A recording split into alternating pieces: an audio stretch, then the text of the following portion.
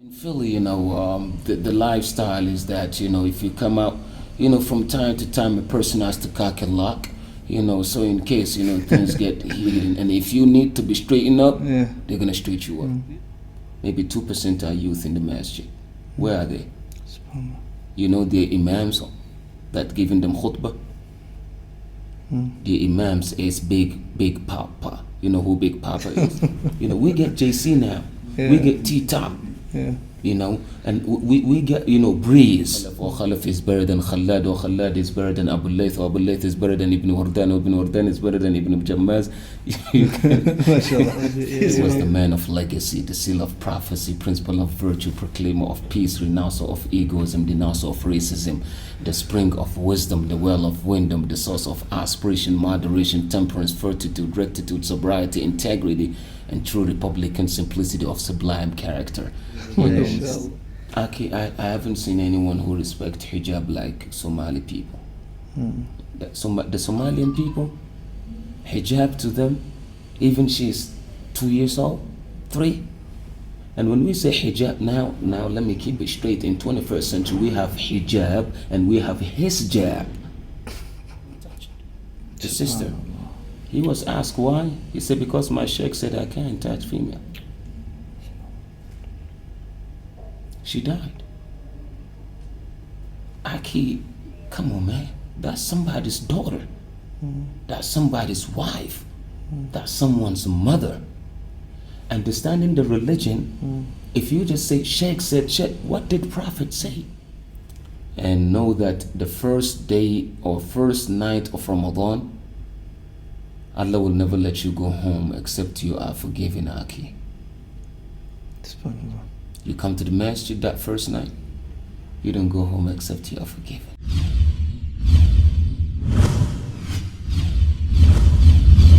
Bismillahir Rahmanir Rahim. Assalamu alaikum to Allah. Welcome to today's podcast, Young Smirks podcast. Assalamu alaikum, Sheikh. Alaikum assalam. We have a very special guest, Sheikh Thank you so Okasha Kameny, all the way from the States. Hayyakum Allah. It's my pleasure seeing you. How you doing, Sheikh? Today. I'm doing well. Alhamdulillah. Sheikh, it's been a good, amazing few days. I felt like I've known you for years, subhanAllah. SubhanAllah. It's my pleasure as well. How's your time in East Africa? In East Africa is beautiful. I've seen what I've never imagined. Spending most of our time in North America, and when we travel to Europe, to Asia, to Middle East.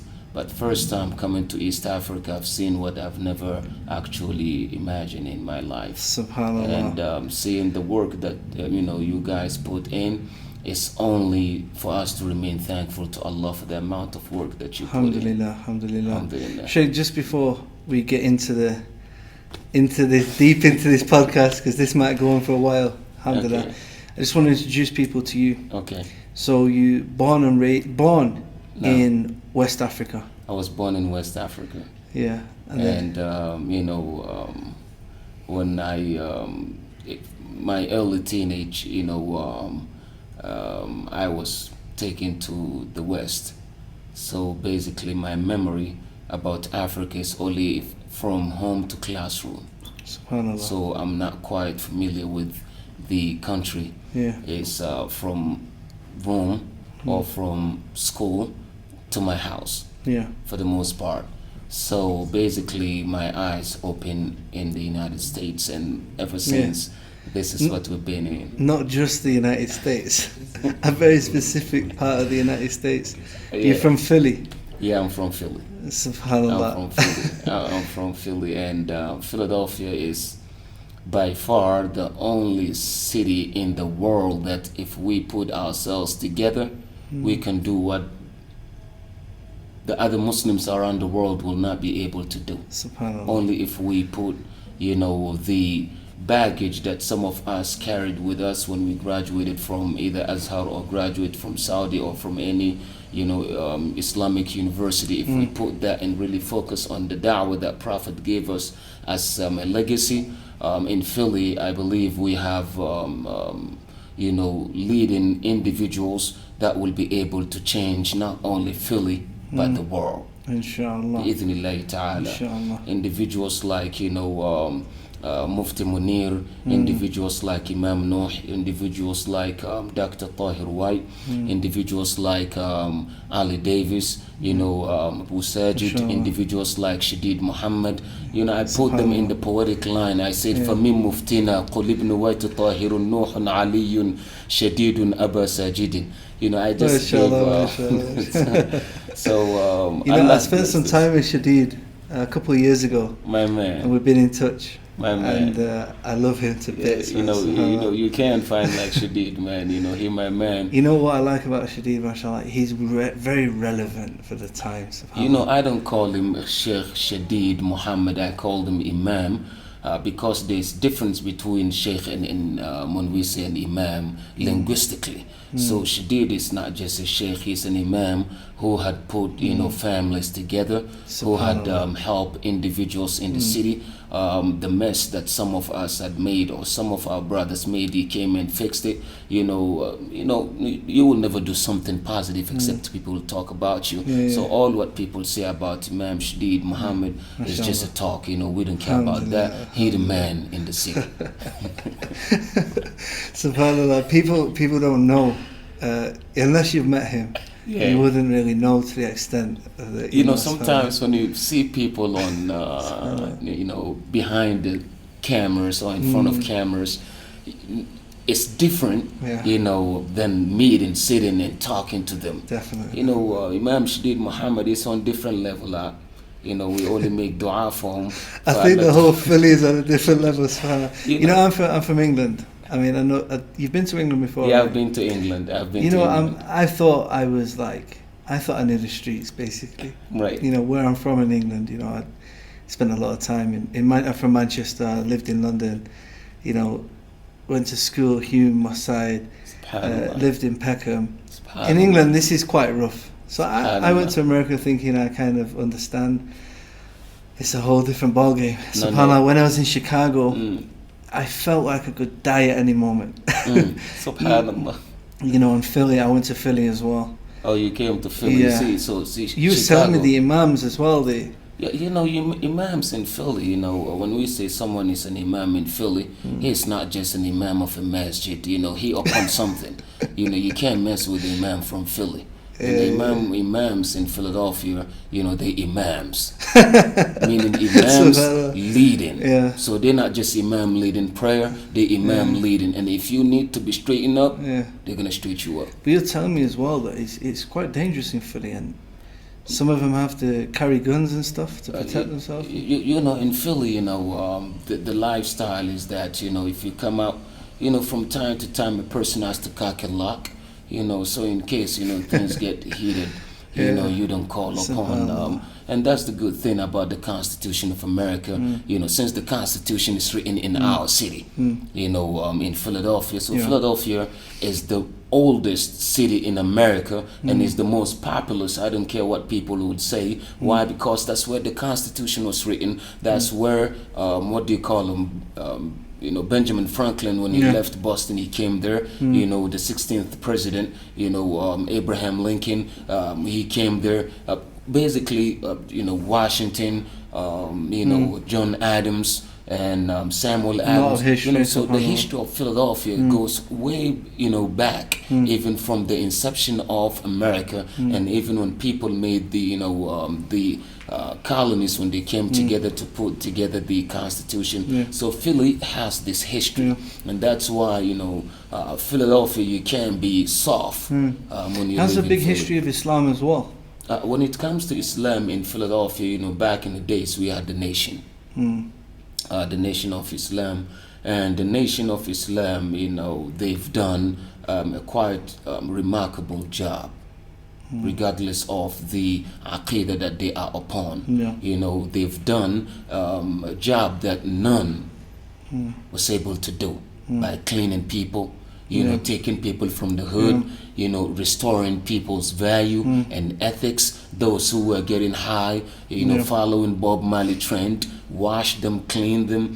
From this came, many Muslims today that we know. Malcolm X is from this movement. So we're not talking like Muhammad Ali or many of the legends. But they came into Islam They later. came into Islam. They became people of Sunnah, but the transition was from nation. So even though people will talk about nation, you see, nation of Islam, it's not just religious, movement. It's political and religious movement. So they were able to do a lot. So the credit is given to them for, washing people, those who were in deep, dejection and deep trouble and confused. They were able to wash them. So we give them credit for what they've done. What advice would you give to someone who's watching, who's maybe influenced by the Nation of Islam, from an Aqidah perspective? From the Aqidah perspective, we don't take Aqidah from them because the Aqidah is not the Aqidah that Quran came with or the Sunnah of Prophet came with. So Aqidah wise, that's not where our Aqidah is. Our Aqidah is directly from Quran, directly from Sunnah, based on the understanding of Salaf al-Ummah. So Aqidah wise, we're not even messing with, that movement. Sheikh, I know I'm not digging into more about you too much because I know you're shy and but for the purpose of the podcast I want to speak about some of your work that you've been doing because you actually memorized the Quran from a very young age and I would like to because many people don't know you and I want to introduce you certainly to my followers and especially people around the world so they can benefit and also to get inspiration. We've been spending a lot of time together over the last couple of days. I'm so inspired, mashallah. We're doing some recording and you're very much into the Quran and you've memorized the Quran and you've memorized the Quran in the different forms as well. Can you tell us a little bit about this? Because some people are not aware that the Quran can actually be recited in different ways as well. The purpose of this religion is to make things easy upon people. So Islam is not a burden. Islam came to yank people from darkness to light. So whatever is regarded as burden upon people, Islam came to, remove that from people's shoulder. Islam is not like an Ebola. It removes Ebola from people's shoulder. So this religion is to serve the purpose of human's dignity. So the purpose of the religion, as Almighty says, yuridullahu bikumul yusr. Allah only intends, easiness for you. And also Allah subhanahu wa ta'ala says, وَمَا جَعَلَ عَلَيْكُمْ فِي الدِّينِ مِنْ حَرَجٍ. He did not place burden upon you in this religion. لَا يُكَلِّفُ اللَّهُ نَفْسًا إِلَّا وُسْعَهَا لَا يُكَلِّفُ اللَّهُ نَفْسًا إِلَّا مَا أَتَاهَا. Many verses. So part of the easiness of this religion is that the Quran that was given to Prophet sallallahu alaihi wasallam, it has more than 20 different methods in recitation, in reading. So if you cannot read it in this dialect, Allah made it easy for you to use different dialect. So imagine you from Manchester. As a white man, you have your pronunciation and some words that the way you pronounced in the States, we can't pronounce them that way. So if you ask a person from the state to say, for instance, in his talk to keep on saying quarter or water or, just the way you talk, it's going to be difficult. So Almighty made it easier for us to use different dialects that He allowed Prophet to read all. So different recitations did not come from the Imams, it came from Prophet himself. Just to give someone an example, just like a quick example, can you just give us a small example like from the Fatiha? Because I remember you reciting the Quran the other day in the masjid. Right. And you did it in a way where if you're not aware of it, you'd think, oh, he's done it wrong. That's right. Okay, so now before I answer that request, Brother John Fontain, is I will like to explain to our audience how many riwayah we have and also who are the Imams. Basically, we have 10 Qira'at. 10 Qira'at. Each of the 10 has 2 riwayah. Riwayah means methods. So a riwayah means a method or a mode of recitation. So each of the 10 has 2 avenues. So in total we have 20 riwayat. So I can read Quran in 20 riwayat that Almighty revealed.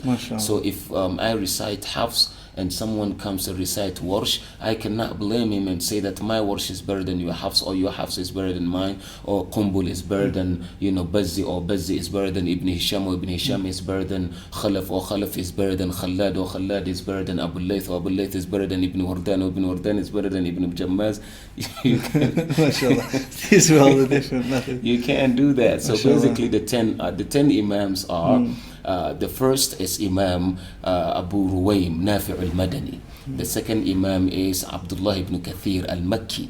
The third Imam is Imam Abu Amr al-Basri.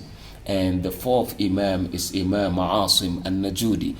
The fifth Imam is Imam Ibn Amir al-Shami. The sixth Imam is Imam al-Kisai. And the seventh Imam is Imam Hamza al-Zayyat al-Kufi. The eighth Imam is Abu Ja'far Yazid ibn al-Qa'qa' al-Madani. The ninth Imam is Imam Yaqub al-Hadrami. And the 10th Imam is Khalaf al-Bazzar al-Baghdadi. These are the 10 Imams. Yeah. And each one of the 10 has two. So the first Imam that we mentioned, Nafi', he has two students.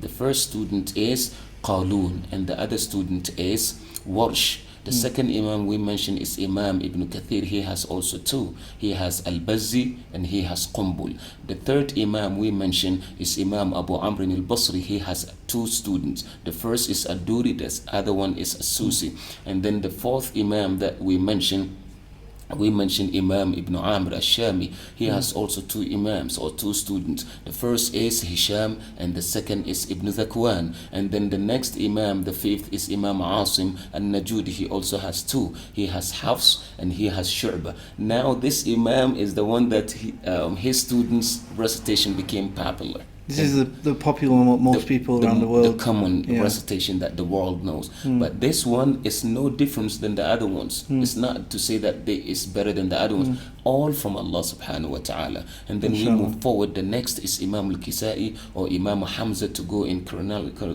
order. Imam Hamza al-Zayyat al-Kufi, he also has two. He has Imam Khalaf and he has Khalad. And then the next Imam is Kisai. He has Imam Ad-Duri and Abu al-Harith al-Ridha. And then the next Imam, the eighth Imam, is Abu Ja'far, who has also two students, Ibn Wardan and Ibn Jammaz. And then the ninth Imam is Yaqub al-Hadrami. Yaqub qul anhu Ruwaysun wa Rawhuhum. He has Ruways and he has Rawh. And then the 10th Imam, wa Yaqub qul anhu Ruwaysun wa Rawhuhum wa Ishaq ma Idris an Khalaf. Tala Ishaq and Idris, both from Khalaf. So all the names I gave you, that's 20 Imams, all recitation from Prophet ﷺ from Allah. Now, one of the blessings of Allah upon human being is to be able to have chain to these Imams, to Prophet, to Allah subhanahu wa ta'ala directly. Because you cannot just pop up in public and start reading without having the chain. If that's the case, everybody will just start reading. You have to have a chain that links you to them, to Prophet. This is how it's been preserved. That's how it's been preserved. So as of today, by the permission of Allah, in chain number 28th to Prophet sallallahu alaihi wasallam in the chain. MashaAllah. By the permission of Allah. Is this just for one Qira'at or? No, that's all. All of them. All 10 or 20? Which way would you look at it? Would you look at 10 or would you look at it as the? Technically, we do not want to confuse our audience because there are some technicalities that if we delve in details, even the students of this, it may get them confused. So we say in all the 20 to make it easier. Okay, mashallah. Jazakallah. Subhanallah, that's an amazing achievement. I'm honoured. To meet some of the, to meet yourself and other sheikhs who are actually taking part in that preservation. Nah. That subhanallah. And subhanallah, Brother John, is really a remarkable, thing to recall that Sunnah, meaning the ahadith of Rasulullah sallallahu alaihi wasallam, also serve this Qira'at to explain them in great details. So it's not befitting for a person to be a student of Quran and know all this Qira'at without knowing the Sunnah, the ahadith. And that's why since childhood, when you memorize Quran, the next thing they used to tell us is that you go to Bukhari, you're going to memorize that book. Then go to Muslim, you're going to memorize that book. Then go to Tirmidhi, you're going to memorize it. Then go to Ibn Majah, you're going to memorize it. So I encourage the youth that are memorizing Quran that they should not get stuck, behind Quran. Once they memorize, they say, I'm done, I finished. No, Quran is the key. to all the sciences of the world. So if you have Quran and you sit, you call yourself Hafiz, then you sit it, it's like you're sitting on a diamond. You know, when I first came into Islam, when I heard that someone can actually memorize just the Quran, I was like, this is impossible, right? You know, but when I learned that, you know, there's so many people who memorize the Quran, and every Muslim takes part in, you know, at least parts of the memorization. And then I heard that people memorize the Hadith. You know, when I first came to Islam, I was like, what? You know, this is blowing my mind. That's right. And this is also something that you've... Actually, when we started, we were in Hadith, in the science of Hadith. The science of Qira'at is something that I was encouraged by my teacher. So in school, I was in Hadith. You know, but the teacher encouraged to take something from Quran, so we took that as a surplus, you know, to add to this. So we encourage the youth to really take part in Hadith, because a person of Quran is known as a person of Quran if he or she knows Sunnah. If you don't know Sunnah and you don't have a Hadith, thousands of Hadith memorized, you are not a Hafiz. If you memorize Quran and you don't know a Sunnah, to scholars of knowledge, you are not a Hafiz. But to the masses or to regular people, if you have Quran, they call you a Hafiz. But yesterday, when they say to someone like Shamsuddin al-Dhahabi a Hafiz, they don't mean he memorized Quran. When they call someone like Ibn Rajab al-Hanbali, or someone like Imam Ibn Hajar al-Asqalani, or someone like Imam Abu Ja'far al-Tahawi, or someone like Sheikh al-Islam Ibn Taymiyyah al-Harrani, or someone like Ibn al-Qayyim al-Dimashqi, or someone like Imam Sharafuddin al-Nawawi as Huffaz, they don't mean they just memorize Quran. That means these individuals, they have thousands and thousands of ahadith memorized. So their Hafiz it's not like the same. It's not the same, and that's why at Al-Hirz Institute we're taking the Ummah back to the legacy. And I always tell our students back in North America that if you can memorize Quran, it's not befitting that you don't know the constitution of the land, the supreme law of the land. Because the articles of our constitution in North America or in the United States, it's not more than 7. And it's not more than, the pages from Surah Al-Adiyat to Nas. So imagine if someone can memorize from Surah Al-Fatiha to Rabb Nas, how about from Adiyat? The Constitution of America is not more than the pages of Adiyat to Rabb Nas. So if you can do this, then this is supposed to be like drinking water. You see? So we encourage the youth to be not only Huffaz and graduates of Islamic universities and be dysfunctional in the society. No, Hafiz, at the same time, you're the one responsible of building bridges of your city, bridges of your state. Hafiz responsible, make the best surgeon, the best dentist.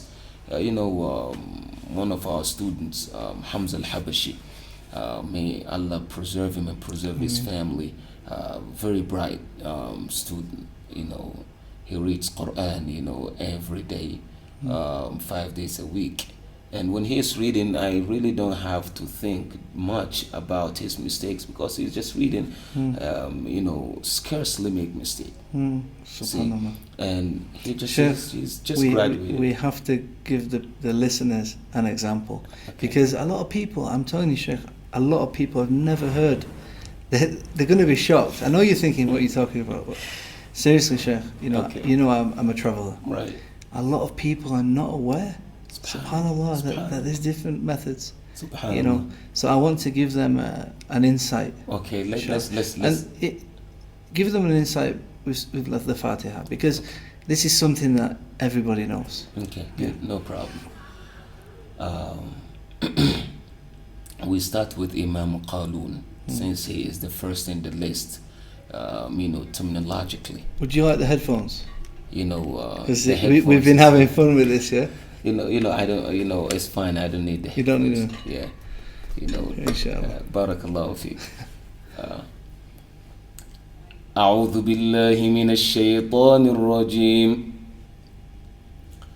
بسم الله الرحمن الرحيم الحمد لله رب العالمين الرحمن الرحيم ملك يوم الدين إياك نعبد وإياك نستعين اهدنا الصراط المستقيم صراط الذين أنعمت عليهم غير المغضوب عليهم ولا الضالين.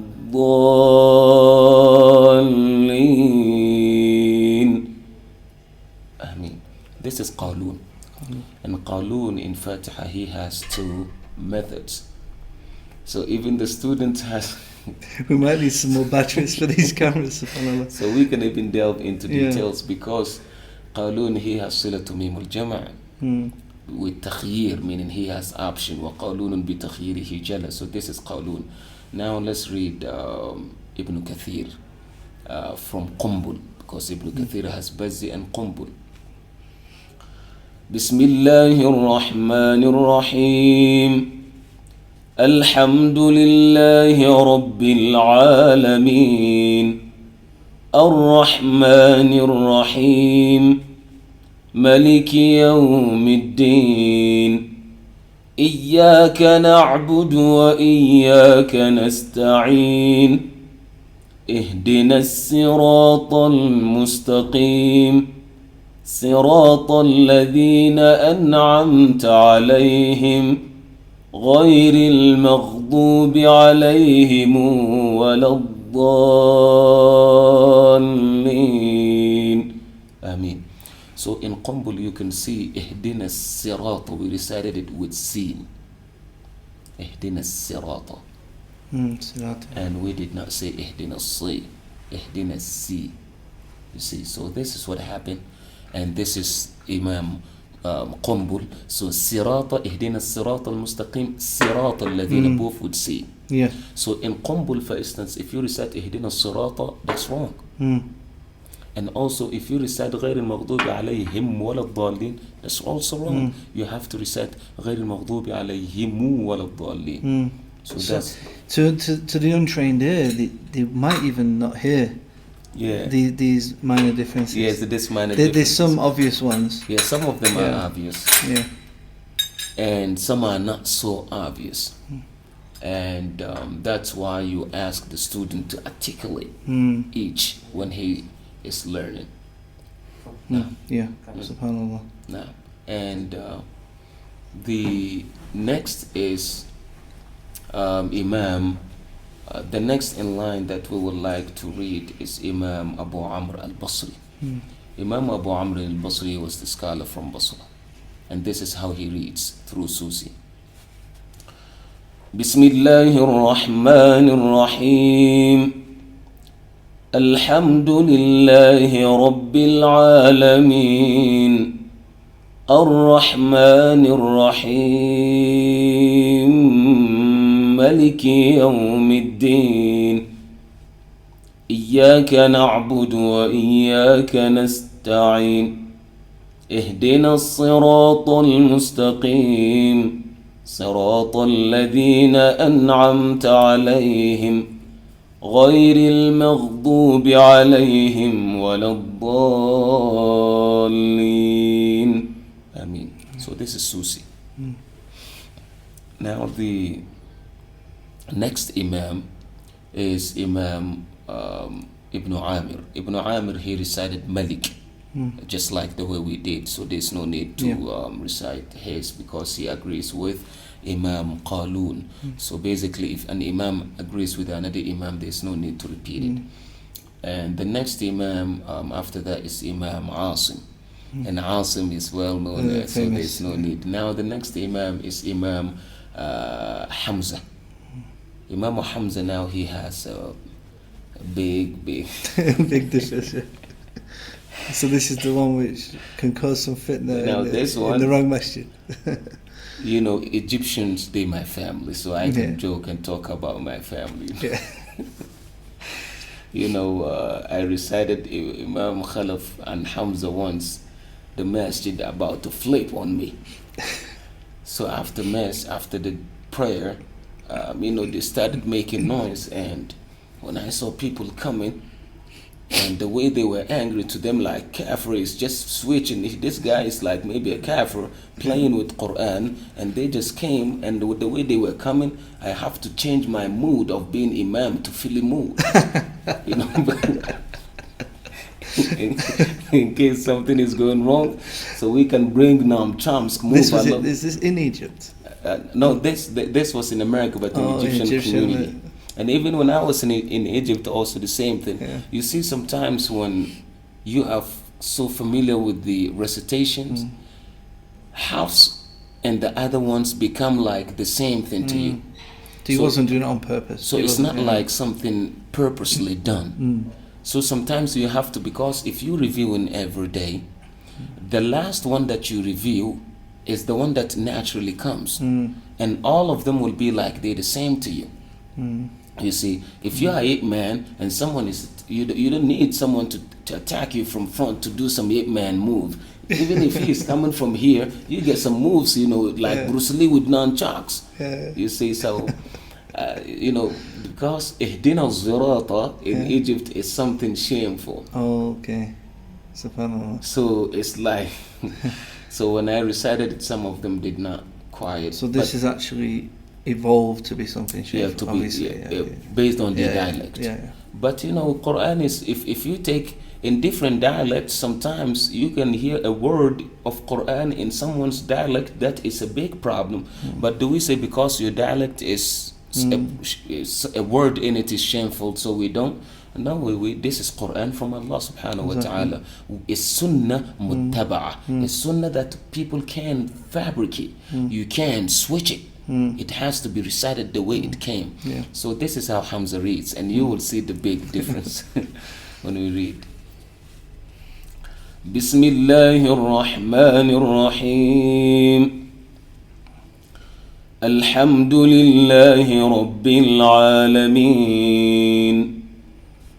Ar-Rahmanir Rahim. Maliki Yawmiddin. إياك نعبد وإياك نستعين اهدنا الصراط المستقيم صراط الذين أنعمت عليهم غير المغضوب عليهم ولا الضالين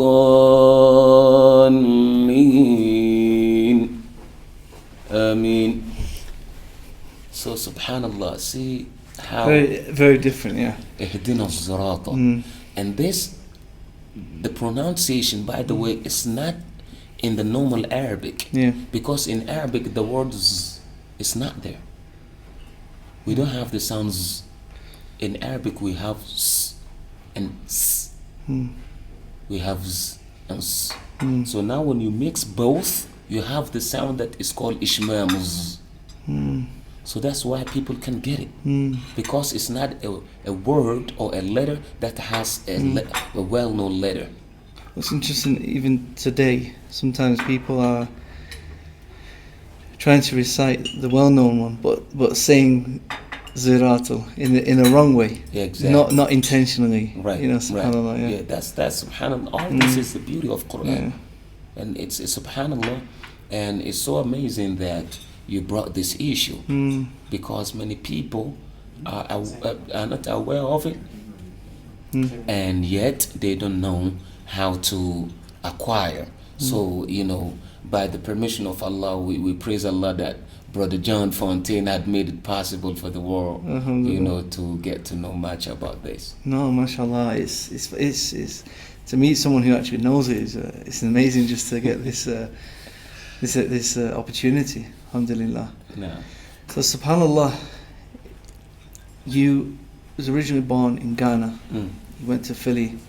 In the past 2 days the past week, you came to Uganda. You came visited me in Uganda. We did the journey of faith. How did you find Uganda?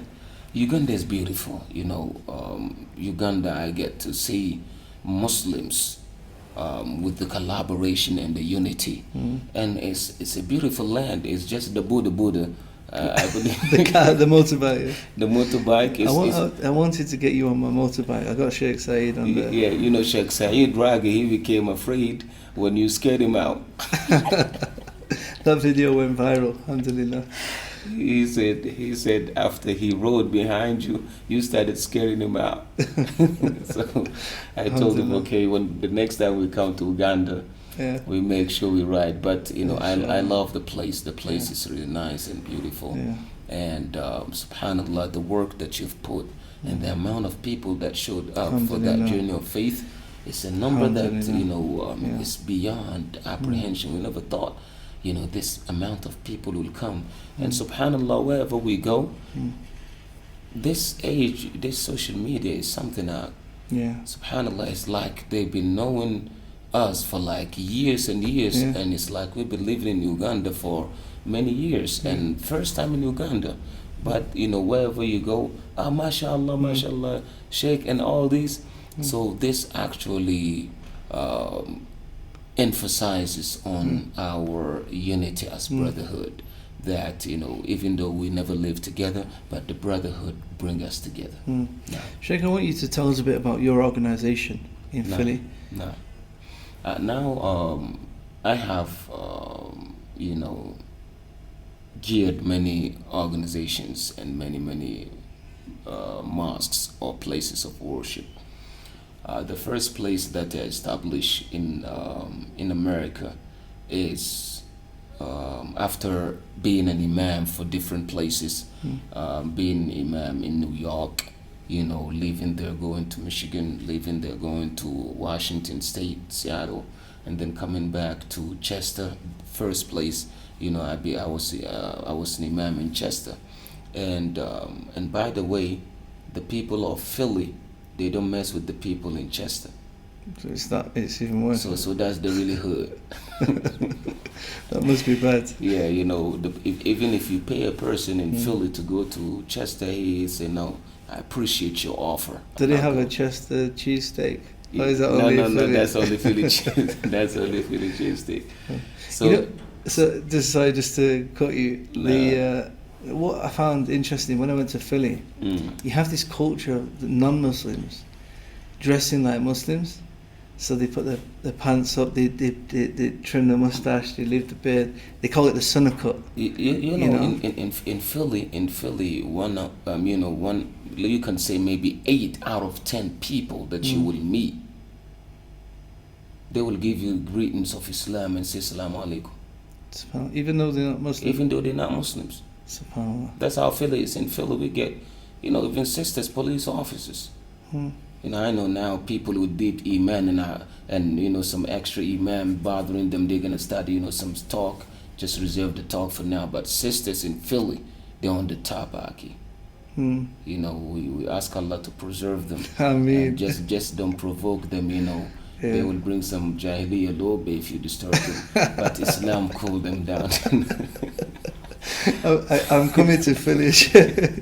You would love it. You would really love it. So last time I came out, I was just giving a lecture in the university, but I'm going to come and see the real Philly. Please, you know, just I'm going to bring Shadid down. You know, my man, he will love it. I have to bring Sheikh Abu Osama as well. You know, Sheikh Abu Osama, man, I tell you what, you know, Sheikh Abu Osama, that's the Sheikh. That's the Imam. You know, I love him dearly. You know, I haven't seen him in a minute. But, you know, I have a good relationship with him, and that relationship, subhanallah, even though we don't see each other for sometimes 3 years, but it's like we live together. Subhanallah. And I regard him as the Shamsuddin al-Dhahabi of our time. Yeah, so each epoch in time, you know, have their own Dhahabi. You know, Sheikh Abu Osama, he the Dhahabi of our time. We ask Allah to bless him and preserve him. I mean, and you know, I went to I think it's Hajj or Umrah with him. Oh, mashallah. So it was doing you know, they take them around to show them the sights, and his was the Dalil tours. It was like, this is not authentic. This is he was just giving you the pure, authentic places. Yeah. That's the heavy move. This is not from our religion. MashaAllah, may Allah bless him. I mean, he doesn't cut corners, man. I was with him about 4 weeks ago, I went to his masjid, was doing something for the youth there. Oh, mashallah, mashallah. We ask Allah to preserve him. So, alhamdulillah, in Philly, Allah had blessed us tremendously. So, as you asked earlier about the institution, so after being Imam in Chester and all that, I established Al-Wasatiyya Islamic School in Philly. And Masjid al-Wasatiyya, that's separate. We have Islamic school and we have the Masjid al-Wasatiyya. And then after that, I went to Jersey for 3 years to help Al-Minhal Academy. And I helped the students, the university students down in, university students down in North Carolina. I helped those students for a year and a half, and I established Inc. TV. And Inc. TV is international network of knowledge. By the beginning of this year, we served more than 11 million people worldwide that viewed the channel. So we praise Allah subhanahu wa ta'ala, who had allowed Inc. TV to spread out, and we thank the team and the brothers. But sometimes when people have to go to work and you don't have the team that you pay, sometimes it's difficult. But alhamdulillah, they're doing their best to sustain the channel. And then finally we have Al-Hirz Institute. Now that's the real deal. So Al-Hirz Institute is where we teach the Islamic sciences. We have the facility, and our branch is in Dallas, Texas. So those who had been asking, we had been asked by many, students from, even sometimes students from Saudi, they call, ask for some help, and students from Azhar, the same thing. And we've been receiving emails from students all around the world, most of them from UK, and some from Indonesia, some from Malaysia, some from our brothers in Ghana, and some of our brothers from Nigeria. They've been asking, but because doing a lot every day, sometimes you can't get to them. So that's why we have the online platform. So whoever wants to learn directly from us on site, it's only in Texas, on the higher level. Now, if it is lower level, maybe in Philly you can get that, or in North Carolina you can get that. But on higher level, on site is in Dallas, Texas. But online we do it worldwide. So online this year, inshallah, will start, by the beginning of August. So whoever wants to learn, whether it's Arabic language, or it's the science of Hadith, or mainly the science of Qira'at, if it is on site, this year we will begin, inshallah ta'ala, the beginning of August, bi'idhnillahi ta'ala. A person only goes to www.alhirz.org, alhirz.org, alhirz.org, O-R-G. And the person can submit his or her application from there. Now we have for adult and for children as well. MashaAllah. No, that's great, MashaAllah. You have to take advantage of the online platforms. Maybe you can do in the future, inshallah, some like weekend tours, courses, intense.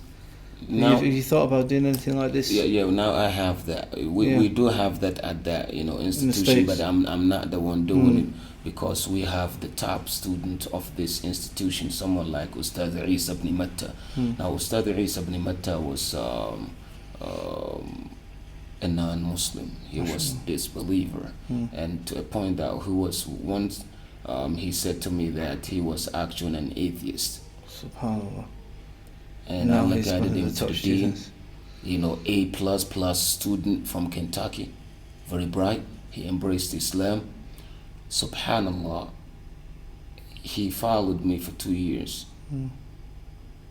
And after 2 years, he said, "Can I learn from you?" He just observing, subhanallah. And then he asked, do you know I sat with him for 15 minutes? Not 15 hours, 15 minutes. Wallahi alladhi la ilaha ghayru. I gave him 8 coded words. Mm. In 15 minutes, he learned how to read and write Arabic. Subhanallah. So this is the basically MashaAllah. the code that we devised at Al-Hirsi Institute that we used to teach the students, and we allow them. So right now he the top. So he holds the seminars, weekends and webinar and all the things that he does. And also we have our brother. Now he is an African American brother. We have our Caucasian brother known as Brother Andrew Esposito. MashaAllah. Brother Andrew Esposito, may Allah preserve him. He also knew Shahada. Both of them took Shahada not more than 6 years out. Subhanallah. But now they're the ones giving khutbah, MashaAllah. teaching Islamic sciences. And that's why I mentioned to you that day, and I've been serious about this, that someone like you, John Fontain, Allah had blessed you with this religion. Alhamdulillah. And this religion that Allah had blessed you with, you can do what those who were born in it can. And I've seen it. You've traveled throughout East Africa and West Africa and different parts of the world teaching, and see what you're doing for the deen. Some that were born in the deen did not even do a fraction of what you've done. So take this as a privilege and don't get tired and forget about those who will say whatever they will say. Nobody will do things positively for Allah except people who talk. So, I ask Allah to keep you strong for what you do, and I hope and pray that Allah subhanahu wa ta'ala accepts it from you. Ameen. And Ameen. those non-Muslims that embrace in Islam, I call them the Sahaba of 21st century. Because they're the ones that can take it to the next level the way Sahaba did. And they're the ones that they have the love of Islam in their hearts to share. Yeah, mashallah, it's amazing to hear about these brothers, mashallah. Alhamdulillah, Subhanallah. alhamdulillah. Been in Islam for such a short time, Yes. yet the serious students of knowledge, mashallah. SubhanAllah, this Ustaz Isa that I talked to you about, he read Bible back to back. When he embraced Islam, he read Quran back to back. He read Bukhari back to back. How many students that will even graduate from Islamic universities without reading Bukhari back to back? So this is effort. Yeah. And plus the difference between someone who was born in the deen and someone who is new into the deen. A person that is born into the deen, for the most part, we take the deen for granted. But the newcomers, it's like, okay, I've done some things in Jahiliyyah, let me use Islam to wipe. So they do even extra than the old Muslims. In Philly, we get different terminologies for this. We get new Shahada, old Shahada, bone Shahada. Bone Shahada, subhanallah. Yeah. Subhanallah. So this is it. Yeah, subhanallah. Yeah. Sheikh, what else you want to speak about? I want to keep it relevant, today when you see the dynamics of the Muslim world, you can see that we are suffering as Muslims. Islam is not suffering, and never will Islam suffer. But Muslims, we are weak, feeble, dysfunctional, subordinate, inactive. And this, for the most part, is because the call of Quran is not being utilized. We read Quran, but reading Quran is not what makes you different. Listening to Quran is not what makes an individual unique.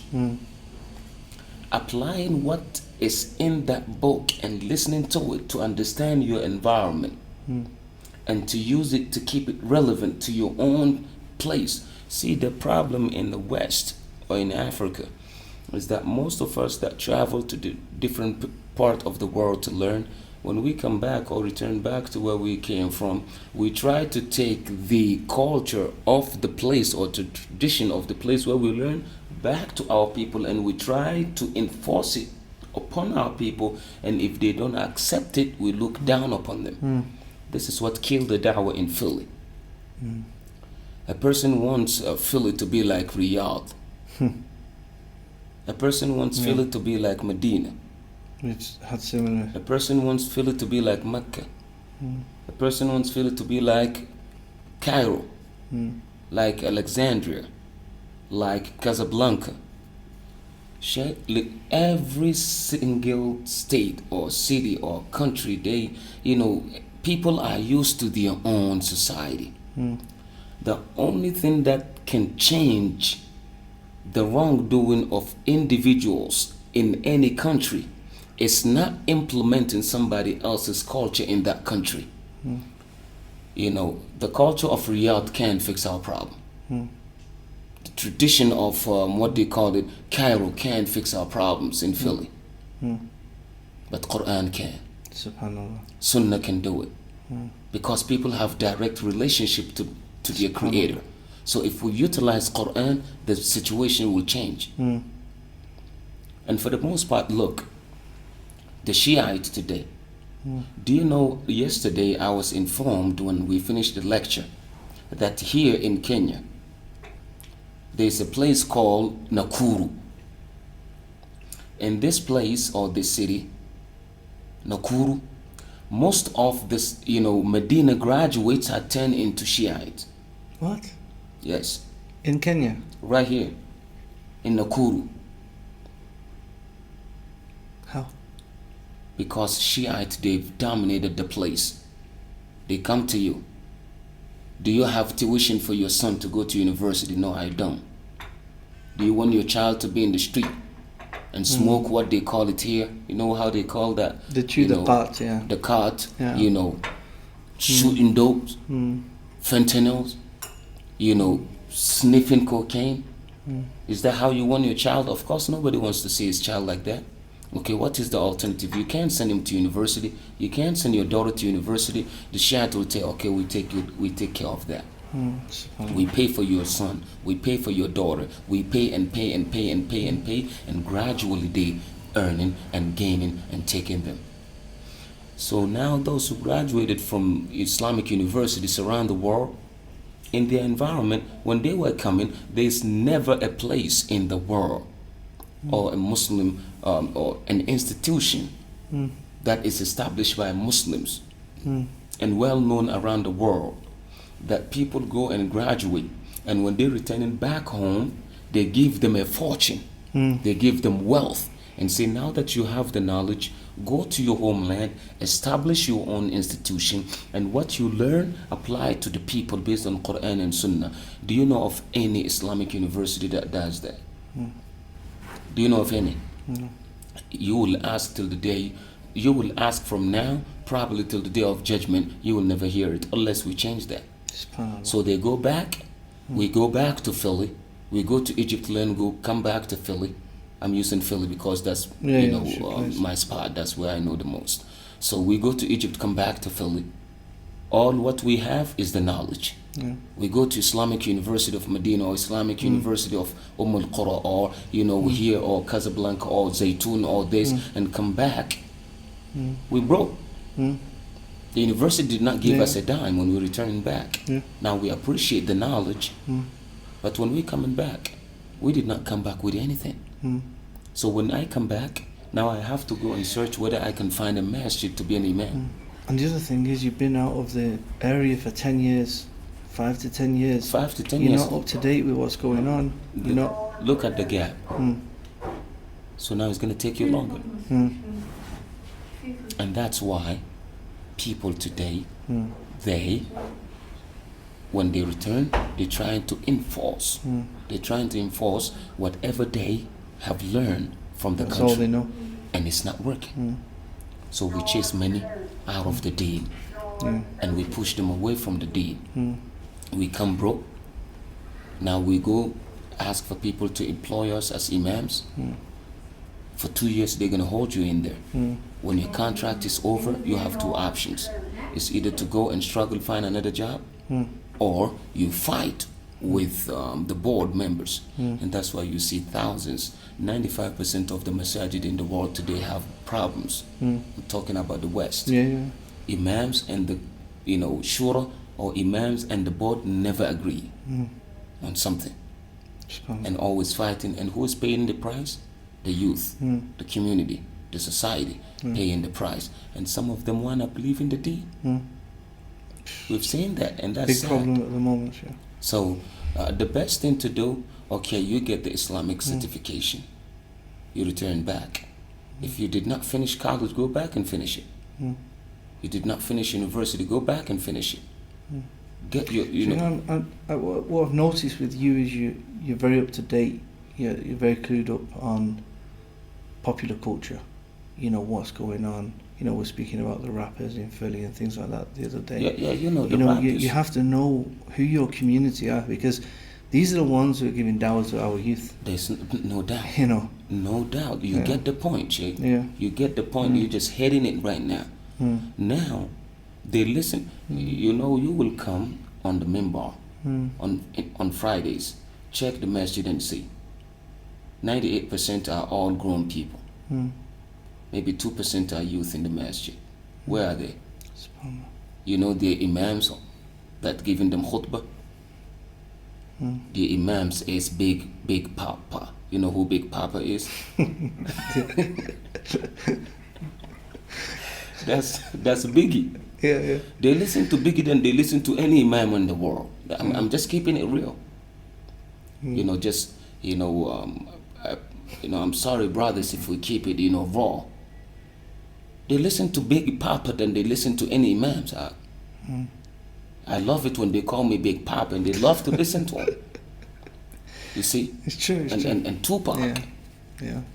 And even though they're dead, but they still listen to Jay-Z. Subhanallah.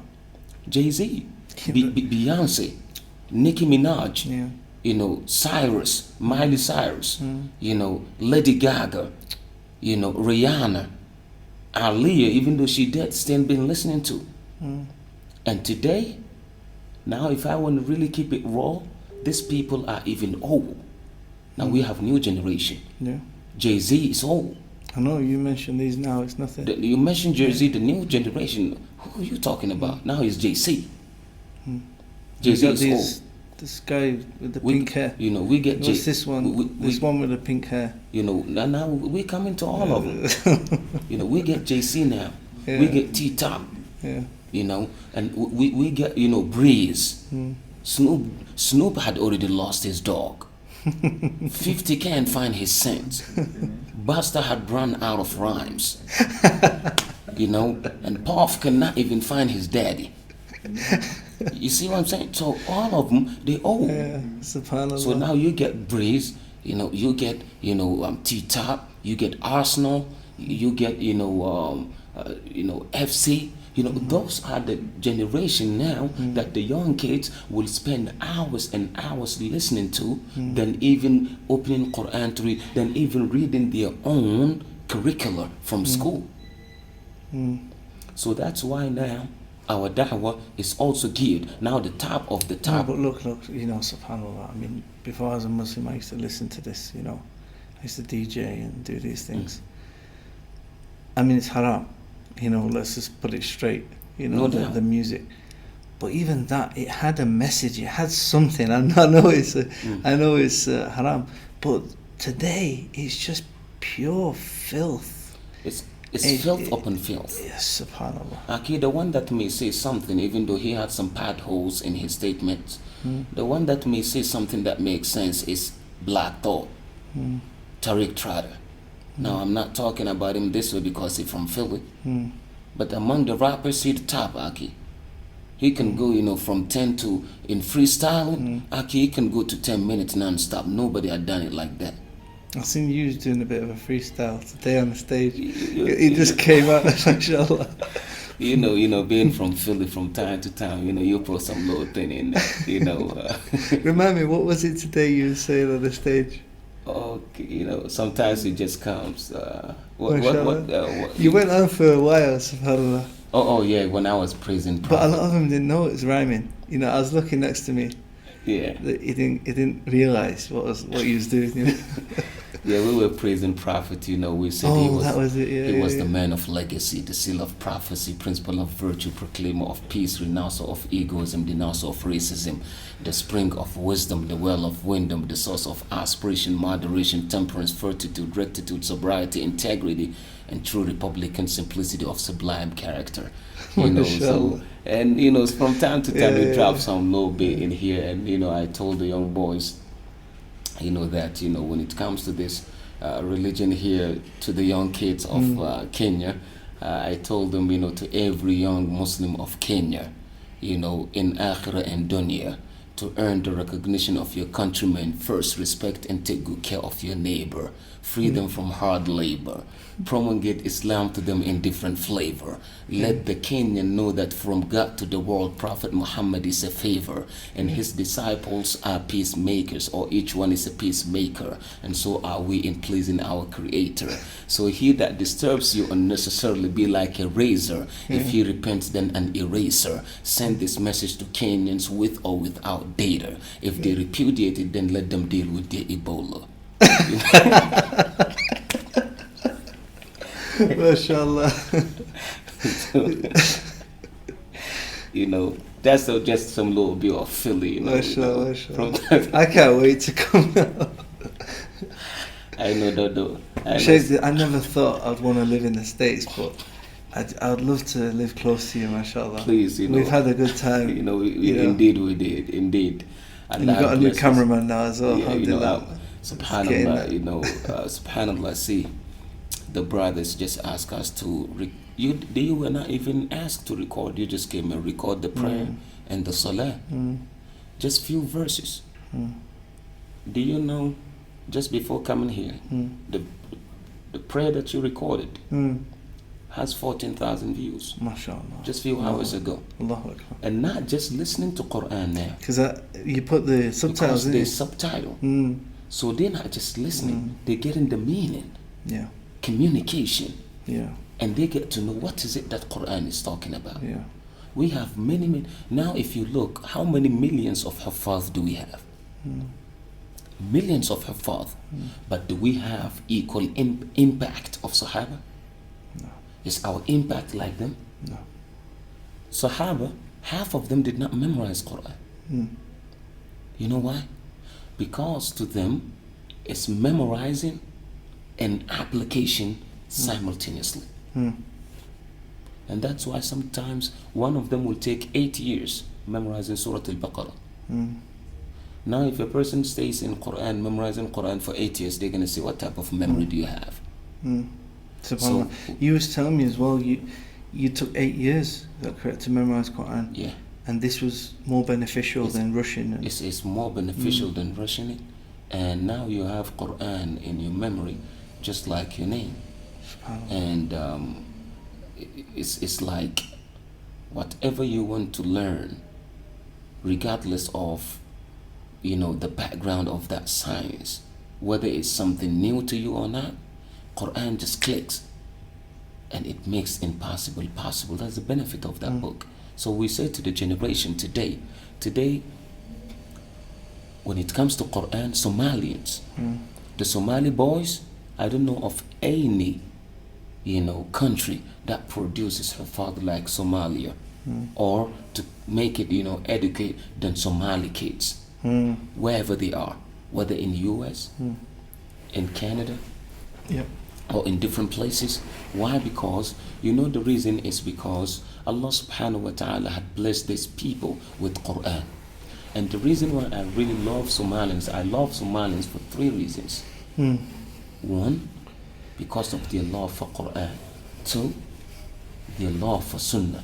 Most of their teachers and scholars that graduated from Saudi or from different parts of the world, they took the science of Hadith, and that shows their love for Sunnah. And lastly, their love for hijab. Yeah, subhanAllah. I call the Somali sisters the Marines of hijab. MashaAllah. No country in the world or group of Muslims in a country, Even here in Kenya. Even here in Kenya. You went to that masjid the other day and it's...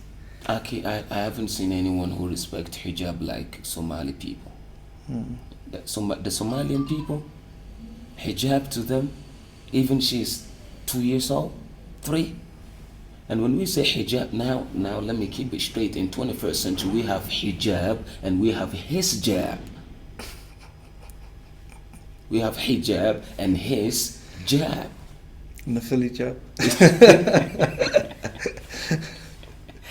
You're gonna find some his jab going all around. His jab from here, his jab tight, his jab.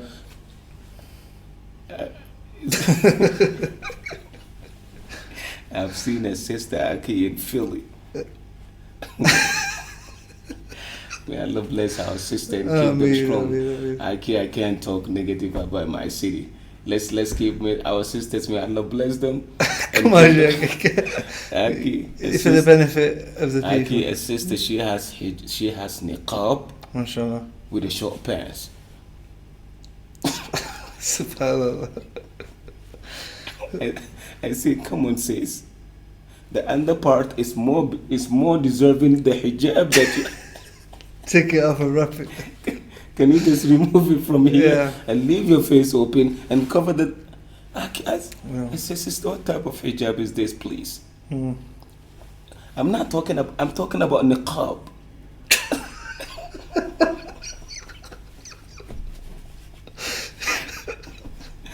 La hawla.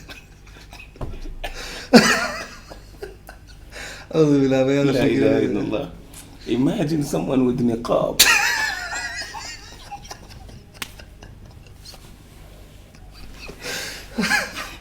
I love Philadelphia, man.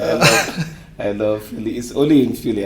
When you told me you can't be an imam in Philly unless you've got a strap. Aki, if you can't be from Philly and be soft, Sheikh. That's just how Philly is. It's subhanallah. If you want to be it's soft, a different world out there. It's just a different world, and the good thing is that you can't go to sleep. I don't think I'll last 2 minutes out there. I need some protection. It's just beautiful city, Aki. It's just beautiful city. When they say Imam from Philly, they mean Imam.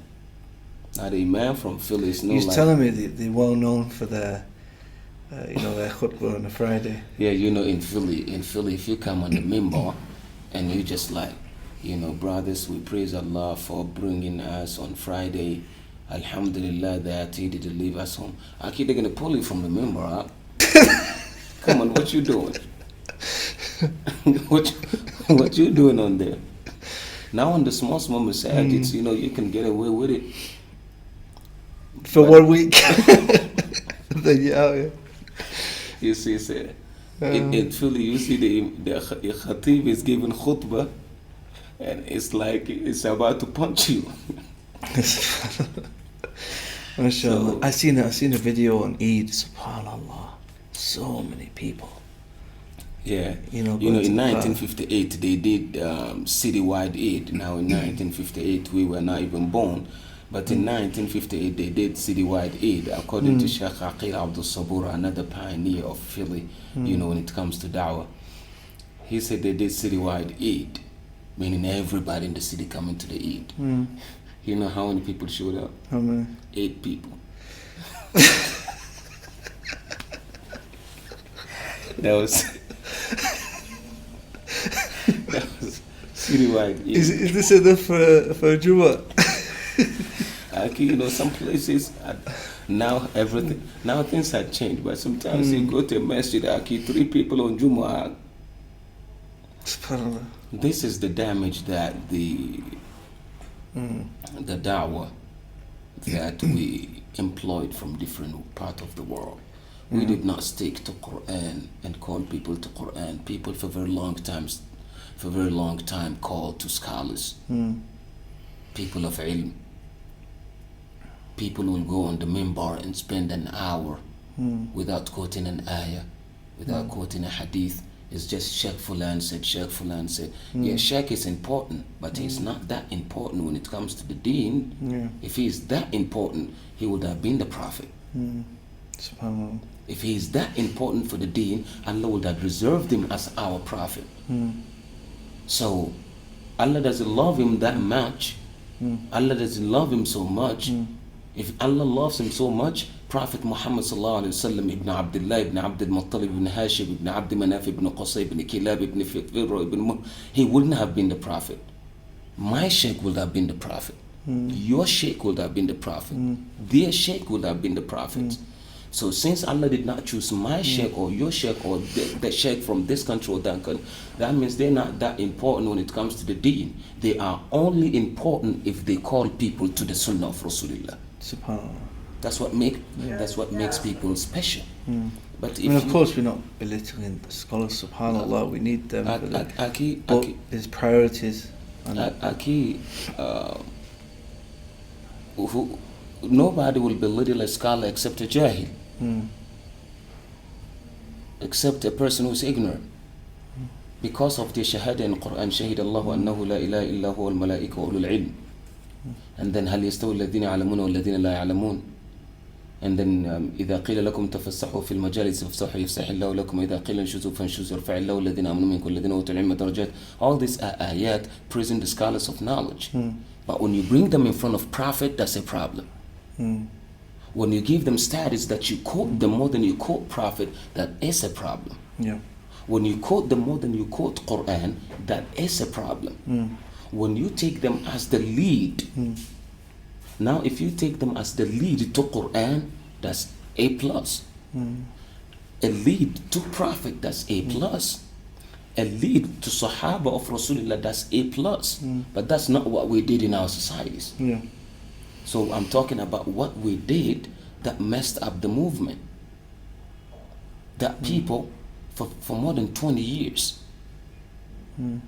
just Sheikh Fulan said, okay, Sheikh Fulan talked about this Imam, so we can't benefit from him. Sheikh Fulan said, Sheikh Saeed Raghi this morning when we did meet for breakfast, he was telling me in Canada, because he's from there, that a brother who was registered nurse, a registered nurse, imagine, his, his permit and license was taken away from him. And now he is driving Uber. Someone who was well-known doctor, registered nurse, driving Uber. Why? Because they took it from him. You know why? Because he left a patient to die while watching the patient. That was a female patient. She was admitted, dying. He didn't touch it. The sister. He was asked why. He said, because my sheikh said I can't touch female. She died. Come on, man. That's somebody's daughter. That's somebody's wife. That's someone's mother. Understanding the religion, if you just say, Sheikh said, Sheikh, what did Prophet say? What did Quran say? How did Sahaba understood it? This is our deen. When a man gave fatwa, and in his fatwa, the person ended up dying, the hadith in Bukhari, when they traveled, and there was not enough water, or there wasn't water for him to make wudu, and then he asked them, can I make tayammum? What did they say? They said, no, you can't. You have to use water. He used water, and he was injured and wounded. The water went in, and he died. They returned and told Prophet. Prophet ﷺ said, they caused his death. May Allah perish. May Allah cause them to perish. He made dua. Did he make dua in their favor? Because they caused him to die for lack of knowledge. So see, whenever you channel the deen to people and individuals, you cause problem. But you will never cause problem if you channel them to Prophet, if you channel them to Quran, if you channel them to Sahaba, if you channel them to the student of Sahaba, student of Sahaba, all the way to the scholars of the time. So we use scholars to educate ourselves, to understand Quran. Do you go to school and never graduate? Do you go to school for never to graduate, or you go to school to graduate? Go to school to graduate. But for our da'wah, we never graduated. And those who cause problem for the forward motion of Islam not to be so conspicuous. Sad to say, but they're the castrated scholars. and the robotic students and the blind followers. SubhanAllah. When a scholar is castrated, Akila Kibola, when a student becomes a robot, it's dangerous for the society. When a person becomes a blind follower, he's not asking, is that what Allah asked me to do? Is that what Prophet asked me to do? Is this what Sahaba practiced? Is this what they did for the world to get to recognize their, ethics and levels? No. It's all about what my Sheikh said, and if it is from my Sheikh, it's damn deal. But our deen is قال Allah, قال الرسول, قال الصحابة, هم أولو العرفان. Ibn al-Qayyim said, a deen, religion, is what Allah said, what Prophet said, sallallahu alaihi wasallam, and what Sahaba said. They are the people of understanding. And his Sheikh, Sheikh al-Islam Ibn Taymiyyah, rahimahullah, was reported to have said, قبحا لمن نبذ القرآن وراءه وإذا استدل يقول قال الأخطل. I translated this into English and I wrote a comment on this book. It's called Lamiyya to Sheikh al-Islam. In it he said, may Allah causes the face of whoever throws Quran behind him, may Allah causes his face to be disfigured. If he places Quran behind his back and whenever he quotes, he says scholar so and so said, or this person and that person said, and he has Quran and he doesn't use it. He said, may Allah cause his face to be disfigured. So Shaykh al-Islam, he said, that's a scholar. Ibn al-Qayyim is a scholar. But see what they left for us as legacy. So all They're what pointing they you to the Quran. So they do not point individuals to themselves. They point people to Quran, people to Sunnah. But our problem in 21st century, we're pointing people to individuals. That's what caused most of our issues and most of our problems. So now it's time for us to point people to Quran because they can relate to that. People cannot relate to my Sheikh. Yeah. Your Sheikh, their Sheikh, they never met them. And what they go through in their daily lives, the Sheikh doesn't know. Now the Sheikh, if the Sheikh is well versed in Quran, we take that from him. Well versed in Sunnah, we take that from him. If he is not influential, socially connected, do we look up to him as our leader? The answer is no. He's our leader in his field. Yeah. But the one who is influential socially, politically, economically, we should look at that person so that we can benefit. But the problem is that when we say he's a sheikh, we put everything, we put the umbrella, so whatever says right or wrong, hey, let's just go. That's a religion. That's a religion. That's a problem for us. And this is what caused our problems and our issues, and houses had been torn apart. Marriages had been messed up. Children misplaced. This is what happened, and it's time for us to change all that. Inshallah. With Quran, with Sunnah, with the understanding of Salaf al-Ummah, with what they gave us as a legacy for the world. This is what Islam is all about. And that's why when a person feels as though I'm the knowledgeable, y'all should take from me. I'm well qualified. They shouldn't listen to you. They shouldn't listen to him. They should. I'm the Imam. I'm the most knowledgeable. This is a disease. And Imam al-Nawawi mentioned in the book of Al-Majmu' and at the very beginning, he said this is a sign of lack of sincerity. That if I am a person of knowledge and you are a person of knowledge, I feel disturbed and bothered when people come to learn from you. Why they don't come to me? Why they listen to him, they not listen to me? Why are they going to that masjid, they don't come to my masjid? If you start asking why and you are bothered, this is a lack of sincerity. Adamul ikhlas, he mentioned. So he said, if we are all serving the same religion, serving the same Quran, the same Sunnah, the same leader, sallallahu alaihi wasallam, I should not feel anything and I shouldn't have any reservation when they come to listen to John Fontain.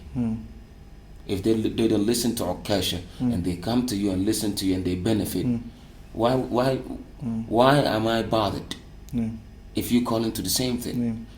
You know what I'm getting a lot lately. Look, I'm not a scholar, straight up. Yeah, of course, the job that I'm doing is basic dawah. You've seen what I'm doing. Pointing people in the basics of Islam. This is what I'm doing. I'm getting a lot of stick from students, people who have either graduated or they've not even graduated. They're just saying, you're not qualified to do this, you're not qualified to do that. What do you think regarding this? I'm not putting myself out there as a sheikh. I'm specifically dealing with the basics of Islam.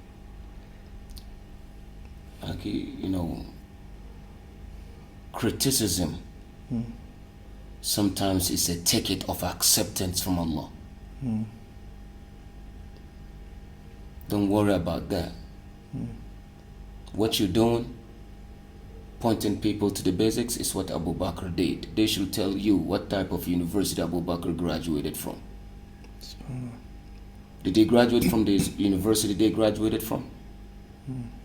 Did they graduate from Azhar? Did they graduate from Medina University? Did they graduate from al Qura? Did they graduate from Zaytuna? What university did they graduate from? The University of Quran and under the tutelage of Rasulullah sallallahu alaihi wasallam.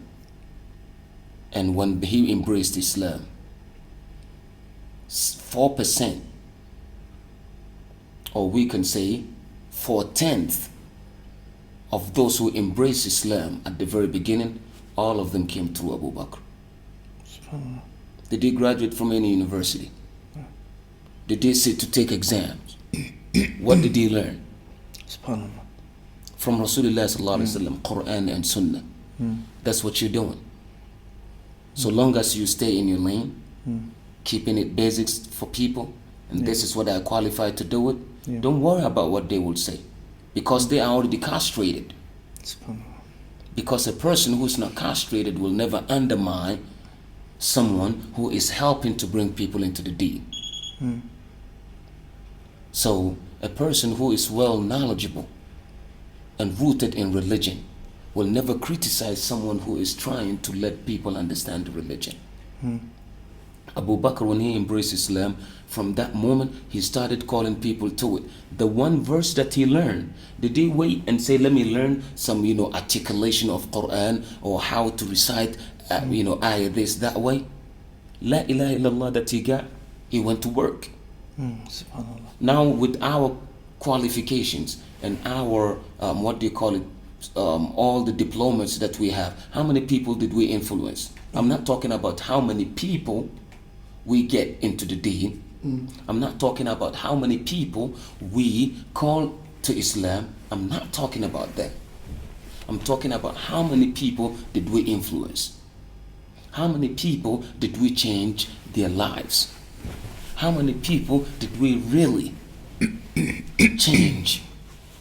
So if a person is not changing his own family, I tell them right straight up, when I went to Saudi and I was invited to speak, I was in Riyadh, I was in Medina, I was in Mecca, the Sheikh Dr. Abbas Chambers, may Allah preserve him, and also I went to Riyadh as a guest speaker. When I told the students that the purpose of coming here is when you graduate to go back where you came from, to call people to whatever Allah had blessed you with. And when you go, you're not going to argue with them. You're going to learn to understand them first. Don't criticize them. Understand them first. Because Prophet ﷺ understood people before he called them to Islam.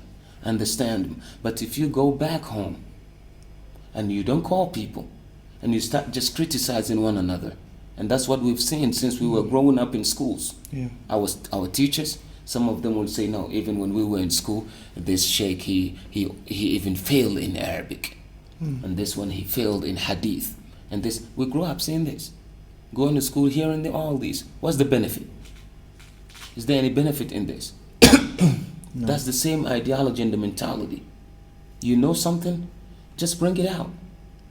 So I told them, if they go back to their lands without calling to what they know, لن ينفعهم ألف دكتوراه أو لن تنفعهم ألف دكتوراه إذ بضاعتهم مزجاة. If you cannot call people to what you have, even you have masters. Because for the most part today, you even see people, they have masters, but they did not master anything. It's just a certificate. And that's a tragedy in this ummah. And so, Brother John, don't worry about that. Stick to the lane that you're on. When you go through the tunnel, if you're driving and you go under the tunnel, what did they tell you? Stay in your what? In your lane. Yeah. And sometimes they say, make sure that when you're coming out, remove your sunglasses so that you can see after you pass it. So what you have to do, just put your sunglasses and keep on giving da'wah. When you pass those people who are castrated, who are just robots, who are just, following blindly, when you pass them, then that's when you remove your sunglasses and keep moving. Don't worry about their criticism. Stay in your lane. Whatever Allah blessed you to, whatever Allah blessed you with, just call people to it and keep it relevant. We're not making Islam relevant. We're keeping it relevant because it's already relevant. The problem is us. We're not keeping it relevant for people. We're just trying to implement what people do into our own society, and it's not working. Jazakallah khair, Sheikh. Barakallahu feekum. Sheikh, just before we go, we're coming up to Ramadan. Yeah. And I was wondering if you can give us some advice from Ramadan, for us to benefit from. Now the best advice is what Prophet ﷺ gave his Sahaba. That Ramadan has arrived. Whenever Ramadan comes, that's what he says. Ramadan has arrived. Allah had asked you to fast during the day.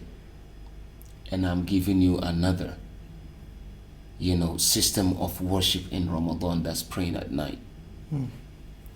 And know that the first day or first night of Ramadan, Allah will never let you go home except you are forgiven, Aki. You come to the masjid that first night, you don't go home except you are forgiven. Aki, this brings tears to the eyes, man. It's like just little that you did, it means a lot to Allah, and He appreciates what you do. And Allah subhanahu wa ta'ala mentioned in the hadith that He had forbidden injustice upon Himself, that He will never do injustice, and that He gave us Ramadan so that He can double and double our good deeds. And whenever I think about the hadith of Rasulullah sallallahu alaihi wasallam, wherein Allah subhanahu wa ta'ala says Ramadan or fasting in general is His, it doesn't belong to us. Subhanallah. Now imagine you are asked to give a service to the queen of your country. Take this, prepare it, wash it, and make sure it looks good to the queen of your country. How will you what will you do for that as you take it to the queen? Protect it. Okay, Ramadan is something that you prepare for Allah. You're not preparing for any queen or a king or a governor or a president. It's something that Allah had asked you, prepare it for me. And that's why in the hadith of Sufyan ibn Uyayna that Imam Abu Bakr al-Bayhaqi mentioned in Shu'ab, he said, on the day of Qiyamah, when a person is confirmed to be in hellfire, Allah will take him out and ask him to come back. Why? Allah will tell him, there is a deed that you've done in dunya that nobody was able to take because it doesn't belong to you anyway. It's mine. And what is mine, nobody can take. You prepare it for me and I'm giving it to you today. Use it and make it to Jannah. And that's Ramadan. That's fasting. So to our viewers, and audience around the world, Ramadan is a gift. So don't just take it as worshiping time. I'm just doing it. No, you're not just doing it. You're not just doing it. This is your ticket of survival on the day of Qiyamah. That when you run out of good deed and you don't have anything left for you in your scale or on the scale, when you run out of means, Allah will drop it on the scale and then the scale will become heavy. So I ask people, when you fast, mean it. You know, Black Thought said, if you say it, believe it. If you believe it, do it. And if you do it, mean it. He kafir, but you know, he got it right. He got it straight. So we give him credit for that. And as Benjamin said, frankly, well done is better than well said. So no matter how well we say it, if we don't do it well, it doesn't matter to Allah. So, you know, Brother John, I appreciated, this interview and I've appreciated your company over the past week. Alhamdulillah. I feel like I've known you for years, and I'm going to miss you, Sheikh. I miss and you. We need to stay in touch. No, we're going to stay in touch. I'm definitely coming to Philly. And inshallah, you're going to I'm bringing you back to West Africa, taking you home. Inshallah. And inshallah, we'll see what we can do. We'll see if we can get another interview in before we depart. It's my pleasure. And, it's my pleasure. Jazakallah khair, Sheikh. Thank you very much for your time. Jazakallah khair. Barakallahu Assalamu alaikum. Wa alaikum assalam wa rahmatullahi wa barakatuh.